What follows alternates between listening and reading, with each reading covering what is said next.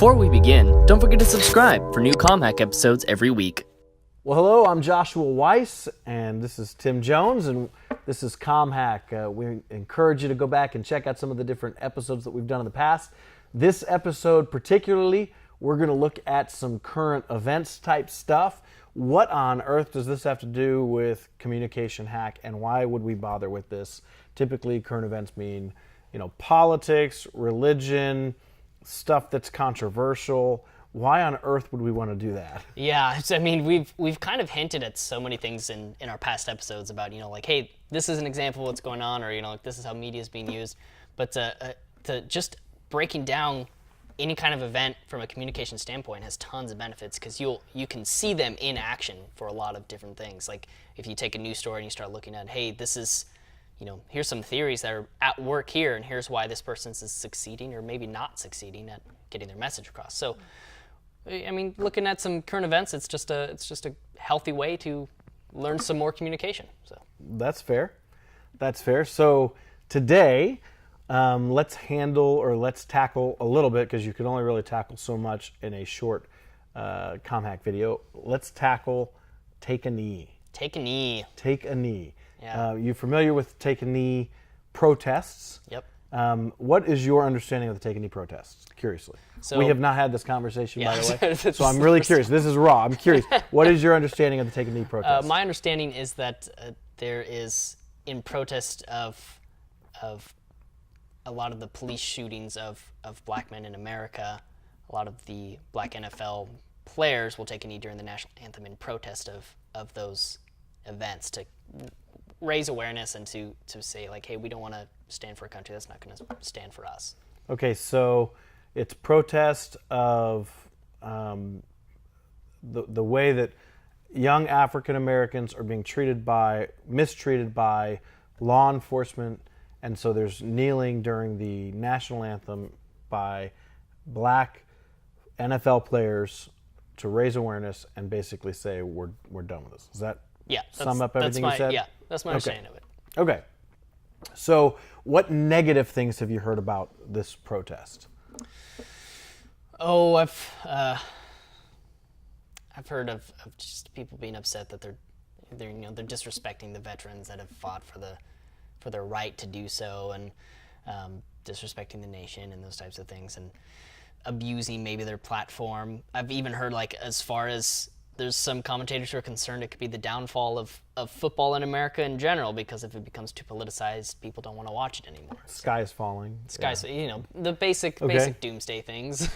Okay, what success things did you notice from it? What positive came out of it, to your knowledge? I know that you haven't studied it, so I recognize this is just opinion. I know that it was a hot topic in news for a long time, so in terms of raising awareness, I think it did that for people who didn't even, people knew a lot of the news stories that were going on, but knowing that it had affected some other people, it brought awareness to it, just because the news outlets were talking about it, that agenda setting type. So I have studied this, as you know, and did a whole research project on it, and actually was just published in a book, and the whole book is looking at the take a knee protest from a communication standpoint. Well, congratulations! Appreciate that. Yeah, it's actually my first published work, and you can see it on Amazon. I can't even tell you the name because it's some really long academic name, and they're selling it for like $150. So wow. Good luck. I can't buy it, but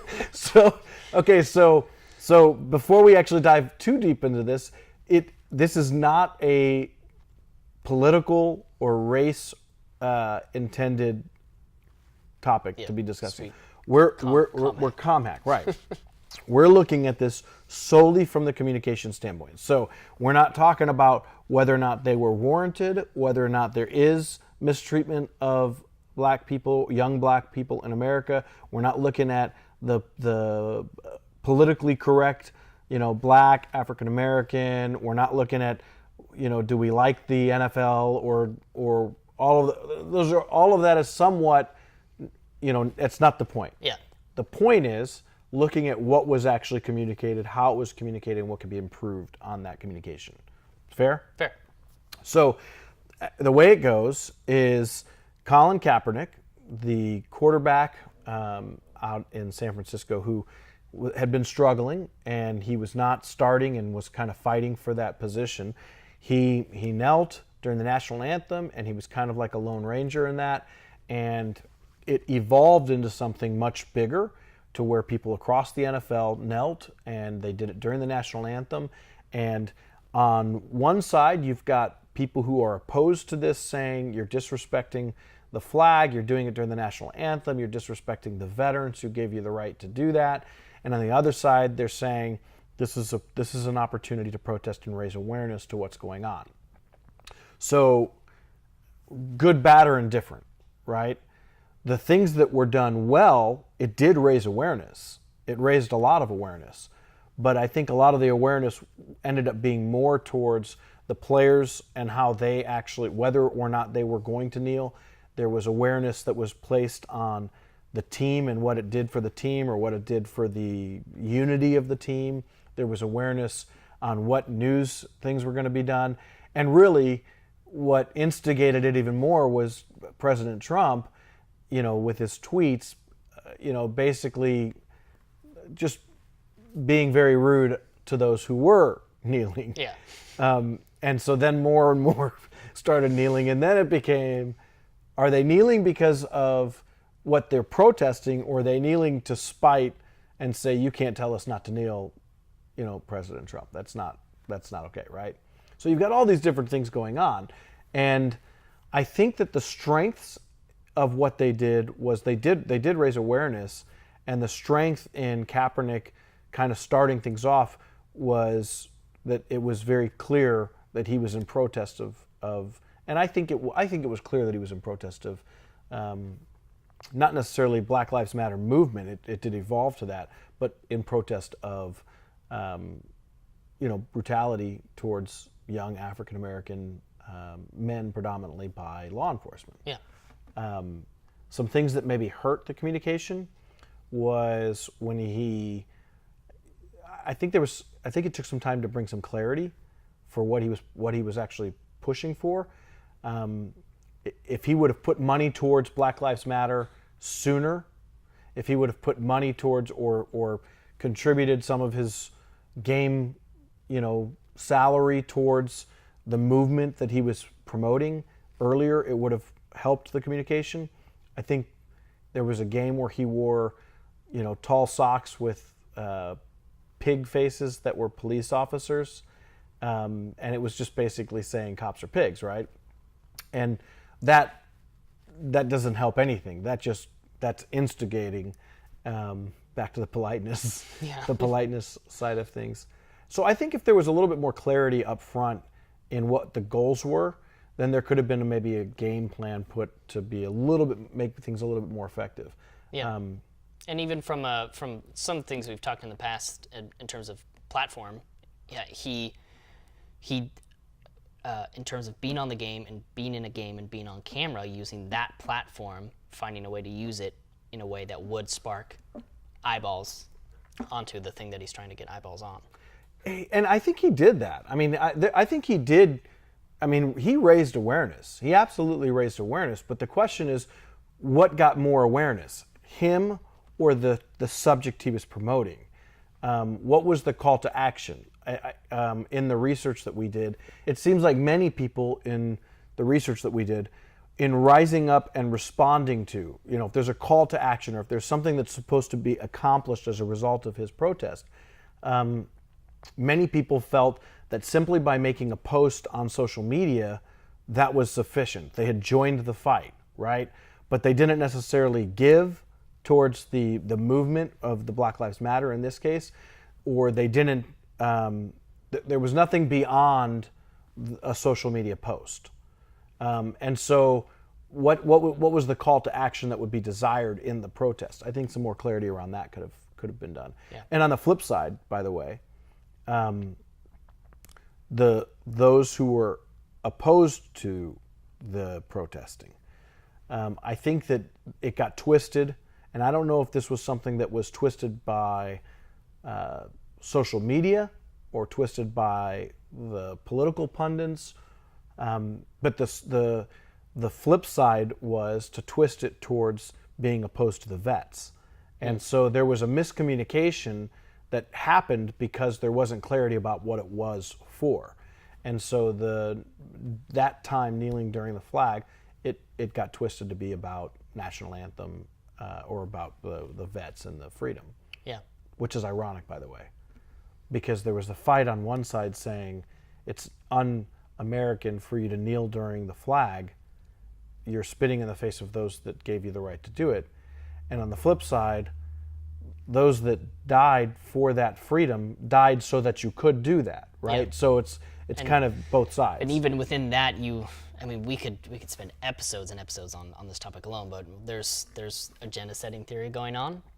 So slow down. So the agenda setting theory. How is the agenda setting theory going on? So you have some news organizations that are focusing on the Black Lives Matter movement, and then you had exactly what you're saying. Some news organizations are maybe spinning it, maybe putting the bias on it towards, you're disrespectful towards the vets.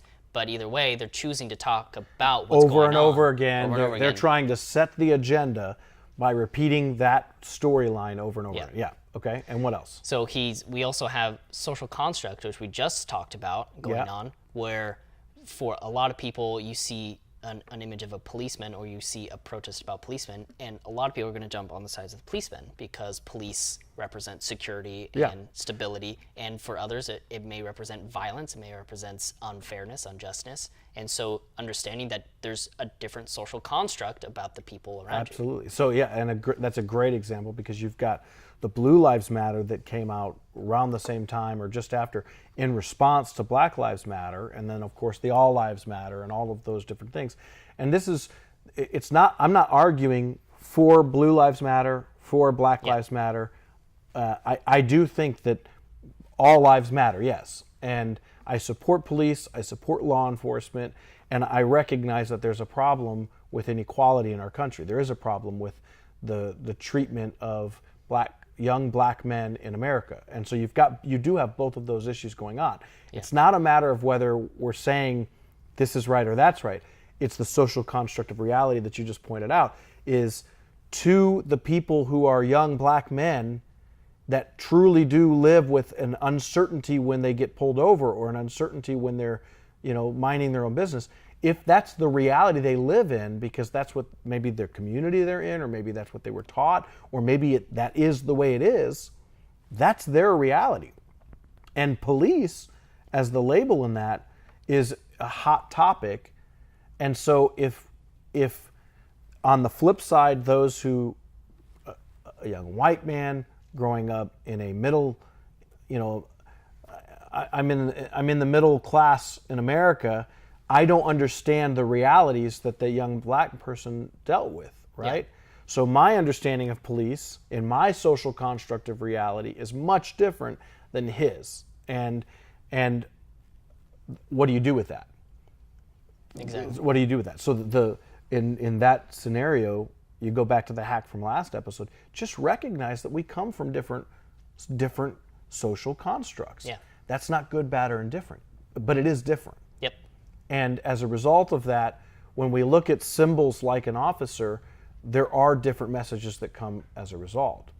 And I think that one of the weaknesses within the overall Take a Knee protest was the lack of recognizing the social construct of reality. Yeah, and if you pull out even further from the conversation and you look down on it, there's also some, not necessarily uncertainty reduction theory, but we talk about all the time walls coming up from your audience. And the moment you start talking about racism or you start talking about police brutality, even the kneeling in itself became one of these triggers for walls for a lot of people where it became difficult to talk about, and that you had a lot of that going on as well. Yeah.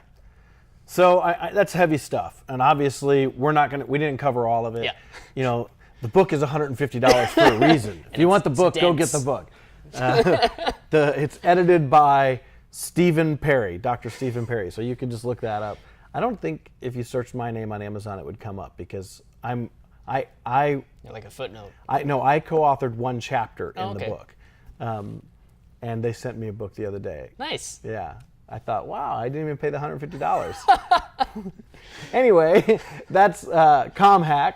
I'm Joshua Weiss. You can follow me at Joshua D. Weiss. And I'm Tim Jones. You can follow me on Twitter and Instagram at TLJonesy_. Come back next week for more as we master communications one hack at a time.